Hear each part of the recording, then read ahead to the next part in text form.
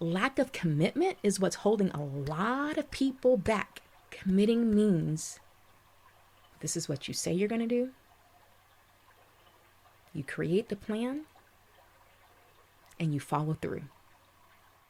Hello, Coach Nrgy here. It is tax season and I'm seeing a lot of things that people are going through. I'm hearing about a lot of things that people are going through from a financial standpoint.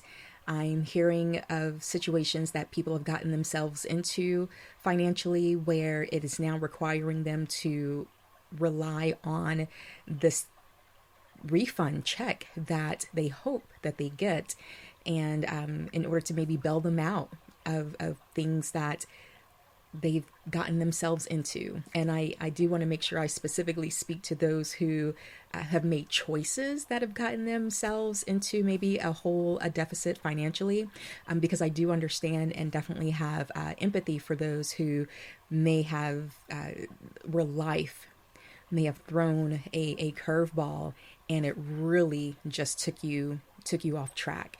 And so I completely understand there are situations that people are dealing with where that was the case, not anything of your own doing.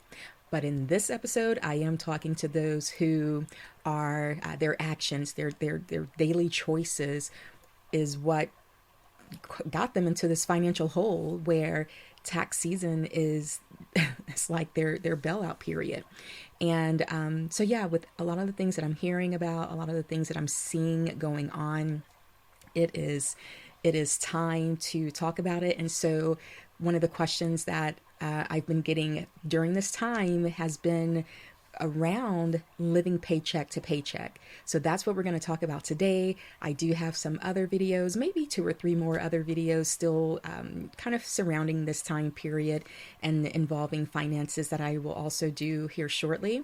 But today we are talking about the concept of living paycheck to paycheck, or the reality of living paycheck to paycheck. And so let's the first thing I think I want to talk about, or the first point that I want to make, is you have to stop spending excessively. You have to stop spending unnecessarily. And that includes anything that is not a requirement, anything that is not a need. You may have heard about making sure that you take care of your 4 walls, and you want to make sure that the spending that you're doing is only towards those things that are helping you live day to day, you and your family. So some examples would be the roof over your head. Okay, so we know that you have to take care of your housing expenses, food to eat. So definitely understanding that you have to feed your family. But even in that, part of helping yourself not have to live check to check, because that's what I'm going to talk about, is different ways of how you can help combat the need of living paycheck to paycheck. So let's just talk about those 2 examples really quickly. The housing. We all need somewhere to live. However, do you have to live in this luxury apartment? Do you have to live in this 4-bedroom, 5-bedroom, big house? Can you maybe live somewhere that's a little bit more modest, live somewhere that is more financially doable, that is within your budget based off of whatever your budget is? So housing, yes, and just making sure that you're not doing what you'll also hear a term called living house poor, if you've purchased a home, but otherwise, whether you purchase or are renting, make sure that you are not purchasing or renting something that is above your needs and above your means. And so just because, yes, housing is one of the 4 walls, we still want to make sure that we're making good decisions with where we're living, making sure that it's safe, yes, for our families, but not something that is taking up most of whatever you bring in monthly. What was the other example? Food. Okay, so we all need to eat. And of course, so But food, like, where are you eating? What types of foods are you buying? Are you eating out versus are you cooking at home? Are you going to the grocery store and making sure that you're getting the staple items that are needed versus getting the convenience and paying that convenience tax of doing a lot of fast food convenience of maybe ordering delivery to come to your home, like what is it, DoorDash, Uber Eats, those types of delivery services. That's that convenience tax. So yes, food is a necessity. However, there's still ways of being smart with whenever you're purchasing food or how you're getting your food. So if you're seeing and noticing that you are eating out a lot, and or you're maybe eating at like high-end places or at these high-end ordering from these high priced restaurants that or fast food joints, consider maybe adjusting the places that you are eating at. Doesn't mean that you have to eat slum, but sometimes, especially if you are on the road to becoming debt free, there are some sacrifices that can be made and that should be made and that will need to be made for sure. And that's where the concept of rice and beans comes into play. So it's okay if you don't have the lobster and a steak or the surf and turf or whatever it is that you are used to or that you just really want, especially if you know that you're living paycheck to paycheck right now and you have to make sure that you can stretch that dollar to go as far as it can go. Talking about stretching a dollar, I believe that I'm probably the queen of stretching a dollar. I have done it my entire life, and so I can help you find a deal. I can help with budgeting. That's why I love numbers. That's why I love budgeting. That's why I live on a budget myself, because stretching a dollar is what can also help with making sure that you're not living paycheck to paycheck once you get everything else under control. So from a food standpoint, going back to that, just making sure that you are being responsible. I'm going to say that word probably quite a bit during this recording, but being responsible with where you're shopping for your food, and or with just shopping for groceries as opposed to paying the convenience fees of eating out and or having the food being delivered to you. Of course, there are exceptions. Some people may need their food delivered to them, even if it's groceries. Different supermarkets will have a way that you can get your groceries delivered to your doorstep. That's understandable if or when you need it, but otherwise save that delivery fee unless you've reached whatever that minimum is and the delivery is free. Okay, cool. But still be very mindful with absolutely every single dollar that is being spent and where it's going, and make sure that it is being spent on something that is absolutely necessary versus just something that is convenient for you. And I do want to make a note here as well, because I know there are just some lifestyles and there are just some family dynamics and situations where convenience it feels like it is truly necessary. One being single parents. So as single parents, a lot of us understand that a single parent is doing the job of many people. We're wearing multiple hats. And so sometimes there is that day where it's like, okay, yeah, I'm going to pay this convenience fee in order to just make it through the day. And that's understandable. What we could do is create a line item in a budget. And that's going to be the next thing that I talk about. We're going to create a line item in the budget for when those days come. But we do want to also work on our day-to-day schedule, the way that we manage our time, the way that we organize our day in order to be productive. We want to make sure that we're not overwhelming ourselves and that we're not overworking ourselves to where we are nearly exhausted at the end of the day, because that is the reality for a lot of people, and not even just single parents. That is the reality for a lot of people.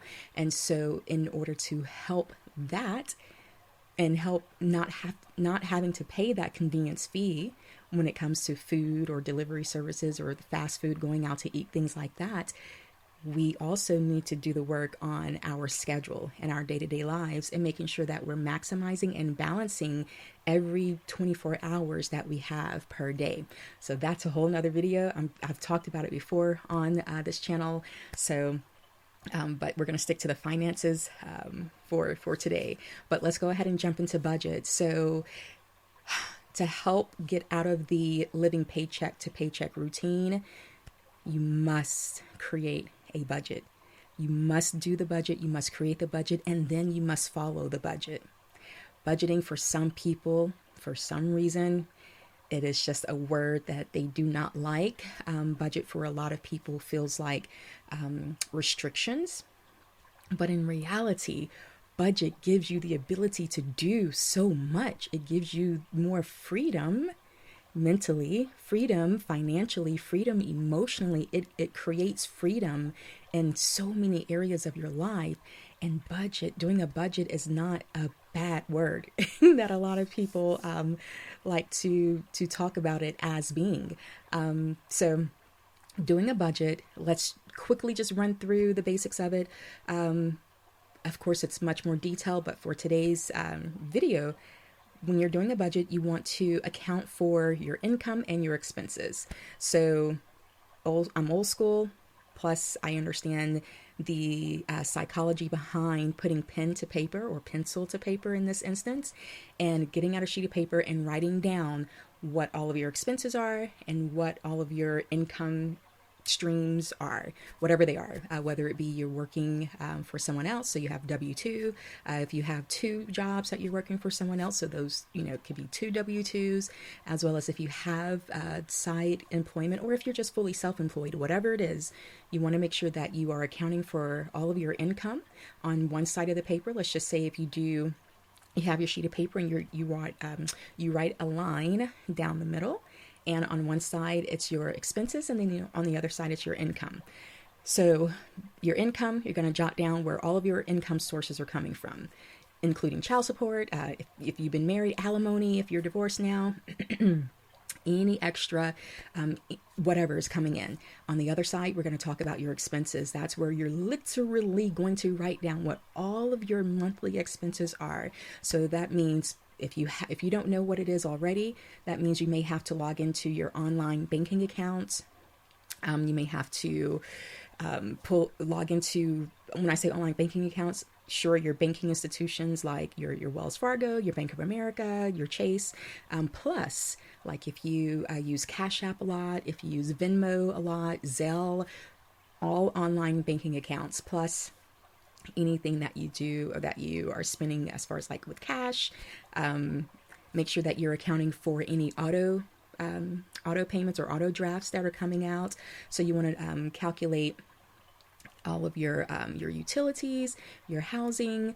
Take note of your food. If you don't know how much you spend per month for food, let me make sure to make a note here. Per month, what you're doing, you're writing down on that sheet of paper what your monthly income is versus your monthly expenses. So we're taking a snapshot of a 30-day period. Let me make sure I say that, a 30-day period.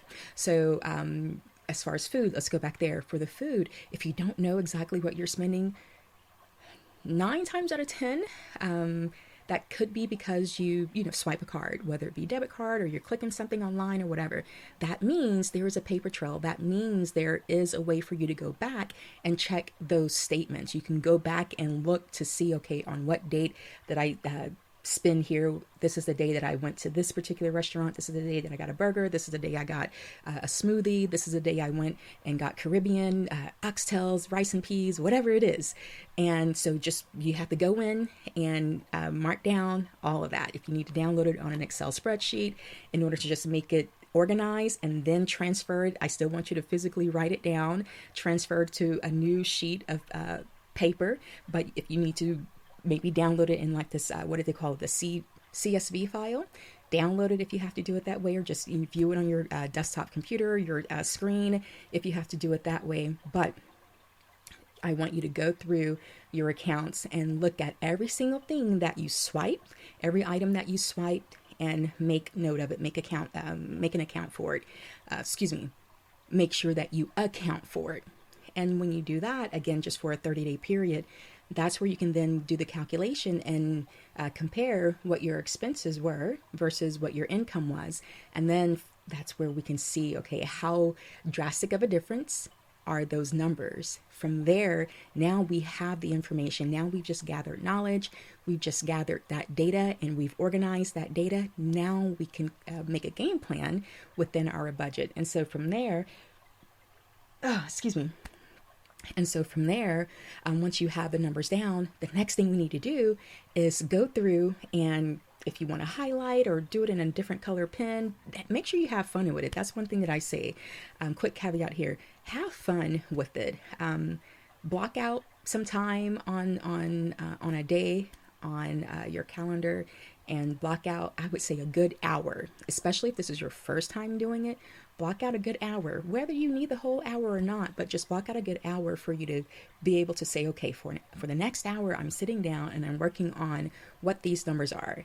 And get you some snacks, or, you know, turn on some music, put on a good movie in the background, whatever it is, but create a fun or enjoyable environment with wherever you are. If you need to go to the park and do it, and just lay down on a blanket and you're good to go. If you are going to do it at home and you set up in your kitchen table and whatever environment you want to create in order to make it welcoming as best as possible whenever you're doing this particular task, because this task can be very daunting for people who are afraid of looking at the numbers, for people who are afraid of looking at that bottom line and really seeing the facts of their life, the facts of their spending, and to be able to then say, wow, this is why I am where I am. A lot of people are afraid of facing that. And so we want to make this task be as enjoyable as possible. Okay, so let's go back. So once we have the numbers down, now we can use a colorful pen. We can do some sort of color code, get a different highlighter, whatever it is, it doesn't matter. What you want to do is go through, highlight or circle what are the things that were unnecessary expenses.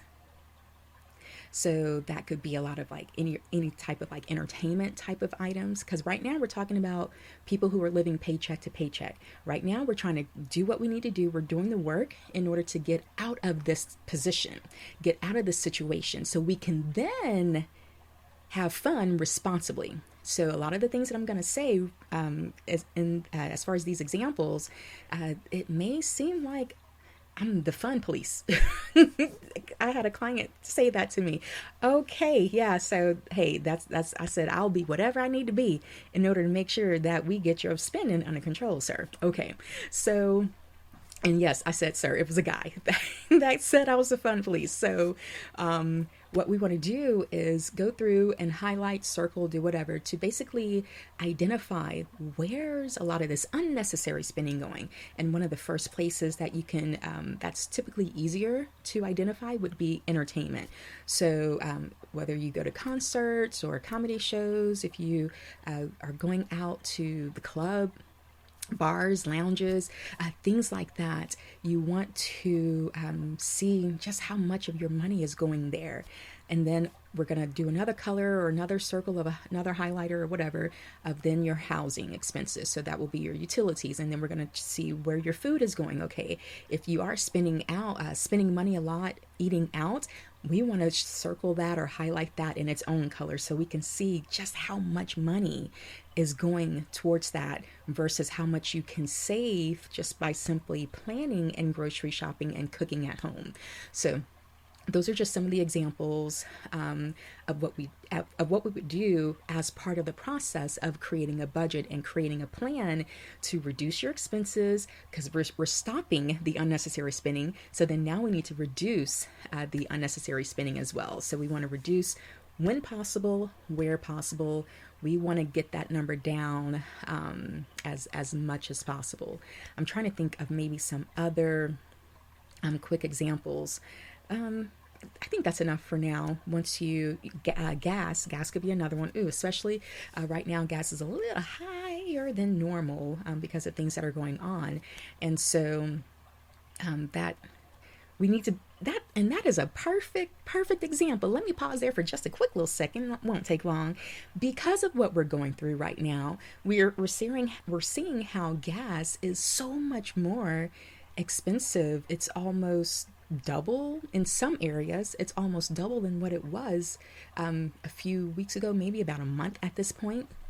So by creating a budget, this is when situations like this happen, it's not going to throw a curveball in our living expenses and in our income that we have to support ourselves and to support our family. So this is a perfect example, a real-time example of why creating a budget, getting ourselves out of the situation of living paycheck to paycheck, so we will have a cushion of being able to continue to support ourselves without it feeling like, oh my gosh, if one more thing happens, I don't know what I'm going to do. I'm going to lose the house, or I'm going to lose my car. Let's talk about the car for a second.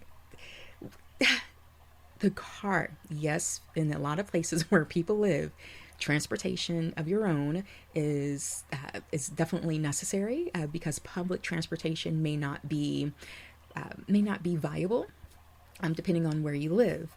But that does not mean you have to get out here and get the latest and greatest and the newest vehicle. I was going to call a couple of make and models, but we're just going to say vehicles just in general.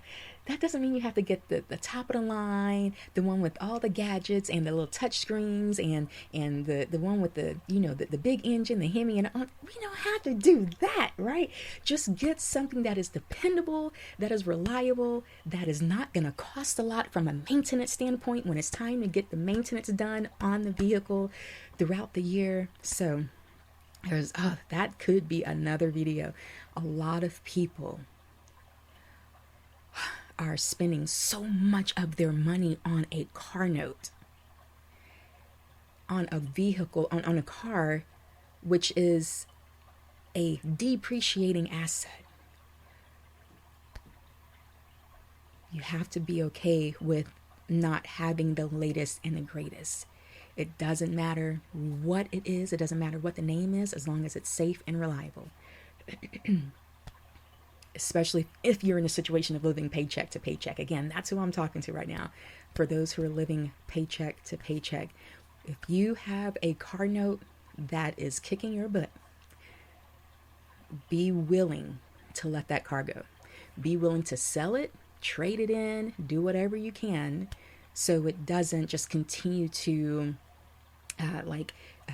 build this big void that will eventually or could eventually get out of control. Meaning, I'm seeing a lot where people's cars are getting repossessed, and some people are doing voluntary repossessions, and it still has the same effect on your credit at the end of the day.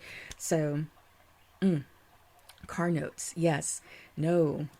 let's if you have a vehicle, as we're talking through these steps right now, if you have a vehicle that is kicking your butt, be willing to trade it in or sell it and get something else that is much more manageable. It's okay. It's temporary. What we are doing right now, as far as this process of getting out of the situation of living paycheck to paycheck and creating this version of the budget, is temporary. It doesn't mean that it's going to last forever. Once you get everything under control, once you get yourself to a stable position, then that's we can go back to having fun and budget properly for the vehicle that you want, budget properly for entertainment, budget properly for the food and the going out to eat, the type of places of where you want to go. There's a way to do it responsibly. That's pretty much what I'm talking about right now. So yes, reducing expenses. Car note is one of those things. With the gas prices being out of control right now, because life will life, we want to make sure that we have cushion for if something happens, as life goes the way that it can go. We want to make sure that it doesn't just completely make us feel like, just throw it all away type of thing. No, no, no, no, no, no. We can work through it. We can definitely work through it if we have the plan and we worked in advance and we put the plan in place and we actually stick to the plan. So that's the reducing expenses portions and steps. Now let's talk about, okay, we reduce the expenses, but sometimes that's still not enough. So what we need to do is to bring in extra income when and where possible. What I like to suggest when it comes to bringing in extra income is to utilize and take advantage of what's in you, meaning what talents and God-given gifts do you have that is in you, that's natural for you to do, that's easy for you to do. It's nothing that you have to go back into school, go into debt to then learn the skill, to then try to bring in extra income, because now we're talking time and more money. Right now, we're trying to just use our God-given gifts and talents. So if you're, few examples, if you are good at coding, or, well, especially since we're in this AI time frame now. So if you're good at using AI and you're good at prompts, or you're good at creating whatever the visuals are, the animated visuals that a lot of people are into right now, is there a way for you to take that talent that you have and offer those services? Figure out a good way to package it and to be able to market it and promote it, and for free online. Do something on whatever social media platforms you're currently on. Create a website for free that you can do in order to drive people to your website. Social media, word of mouth, to your friends, your neighborhood, your neighbors, your local community, your library. Trying to think anything else that I didn't name. Yeah, I think that's pretty much it. Online and offline. Basically, finding ways, people, groups that you can market and offer your services to. And if you already are paying for internet, you already have a device that allows you to create the images, the AI images, then that's easy peasy right there. So that's just an example of something that's online techish related. But another thing, I'm going to take it back just a little bit, because I'll use myself as an example. So many years ago, because I'm speaking from experience here. So living paycheck to paycheck. Yes. So what allowed me to get out of that situation, what allowed me to get into a more stable, financially stable position is, okay, I need more income. I've reduced my expenses to the bare bone. I've never lived above my means anyway. I've never been a person that needed a lot. I never needed the shoes, the clothes, the bags, anything like that. So when I say I literally minimized my expenses as low as possible. I was already living that way. So for me, it was like, okay, I can't go any lower with my expenses. So now I need to increase my income, because the job was just not doing it at that time. Because we're talking 22, 23, 24 years ago. So, and so what I did, I looked inward and I said, okay, because I didn't have time to go to school. I didn't have time to go back to school to get another anything to then help me get money. Not in that moment, because I needed to do something immediate and I needed to do something quick that was going to help bring in something. I needed some sort of relief sooner than later. And so I looked inward and I said, okay, what is it that I am good at and that I like? So that's the other piece. Not only just things that you are talented at, not only just things that you're naturally gifted at doing, but I want you to also think about, okay, but what are the things that I also like to do? What are things that I enjoy doing that does not feel like work? So for me, one of those first things was photography. So if you don't know, I've had my own media company, and one of the services that I offered under my media umbrella was photography services. So that was the easy, what they call it, low hanging fruit. Yeah, that was a low hanging fruit. Was it low hanging fruit? Is that right? But I'm thinking of something like, how do they say it? Low barrier to entry. You know what I'm talking about? Low barrier to entry. I'll get it in a minute, but I think you know what I'm talking about. But so photography for me was something that I was like, oh yes, I could do this. So I started offering my services. I created a little flyer. So back then, this is way before Canva came about, way before a lot of this stuff. I basically created a flyer online at one of the pharmacy stores, because the pharmacy stores typically have a photo area where you can print your photos. So I was like, okay, I need to be as low cost as possible. So I created the flyer got it printed through the photo printing section when they had a sale. So I was waiting on a coupon to then get some flyers printed, but don't laugh at me. My flyers were printed on picture paper. Okay. Hey, but it worked. Hey, them joints were glossy. Okay. They were shiny. They look good. But I put my little name of my company on there, and I put my prices for like headshots. If you want a pet, what is it called? Pet portraits. Senior and prom portraits, homecoming portraits. Yes, and I did a lot of events. Events were easier to get into, as getting my feet wet. So I did a lot of events, like birthdays.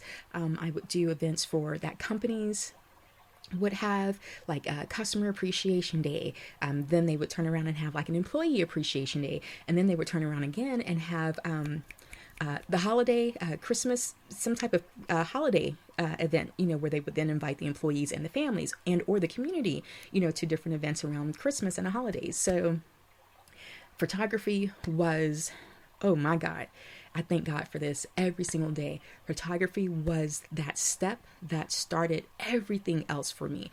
But without photography, I don't know where I would be, or if I would be as far as I am right now in life. Not saying that I've fully made it, because I still have other things that I'm looking to achieve and other things that I'm growing as far as my business and my career. But photography helped me bring in just that little bit of income to give me just a little bit of room, so I can then start making more financial moves, better financial decisions. That also is what helped me get out of credit card debt. Ultimately, what I'm saying is I used a natural gift or talent that God gave me. And it was something that I enjoyed doing. And I put those two things together, and I put a price tag on it, and I marketed it, and I promoted it. So yeah, look inward, and what are you good at? What do you enjoy doing? Something that you don't have to go and spend a lot of money on, at least not yet, not initially. So that's another thing. Thank you, Jesus. Look around your home to see what equipment, what supplies, what materials you already have, so you don't have to go spending money. On purchasing those things just to get started, if at all possible. If at all possible, use what you have. Ask your family members if there's something that someone in your family has already. Ask them if you can use it. Ask them if you can borrow it. Ask them if they'll gift it to you. Check out with your friends. See if they have what you need. Reach out to your friends. See if they have something that you need to help you get started. Ask again your neighbors. Your community. Again, go back to the library to see if there's a piece of equipment or software or whatever that you can rent from the library for free to then get you that first sale, get you that first client, get you that first gig. There's a lot that can be done, especially now. I talked about earlier getting stuff DoorDashed or Uber Eats and delivered to you. Become that DoorDasher. Become that Uber driver and deliverer. Those are things that you can do to just help you bring in just that little bit of income just to get you started, because oftentimes that's the issue that's holding a lot of people back. It's just that first step, that little bit of income, that little bit of piece of money, that little bitty whatever to get them going. There's ways that you can do it. You just have to create it yourself, but you have to realize what you can do, what you're capable of, and what you enjoy doing. And then turn that around and start marketing it in order to be able to create an additional stream of income from it. So with all of that I've talked about, from the budgeting aspect, the living within your means, the reducing the expenses, the increasing income, and or bringing in another stream of income. Let me add here too, for some people, they may have the bandwidth and the time to maybe work 2 jobs. So just wanted to make sure I covered that as well. So something that's like self-employed type of thing, gig work type of thing, and or if you have the bandwidth to be able to work somewhere else as well, get hired on somewhere else, another W-2. So with all of that I've said, none of it will work. None of that will mean anything if at the end of the day, you don't do this last piece. Commit. You must fully commit to the process for it to work. You can't just want it bad enough. You have to also commit to doing what it takes. That's a lot of the issue, the underlying issue for a lot of us when we're not achieving the things that we say we want to achieve, that we desire to achieve, that we just feel it in our heart and our bone that we want to achieve. But yet, we don't commit to what it takes to achieving it. We don't commit to what it takes to changing whatever the thing is or the situation is that needs to be changed. Lack of commitment is what's holding a lot of people back. Lack of commitment is what's disappointing a lot of people within themselves. They're creating self-disappointment every single day. Committing means this is what you say you're going to do. You create the plan and you follow through. I'm going to end it there. Thanks again. Until next time, Coach Nrgy. Bye-bye.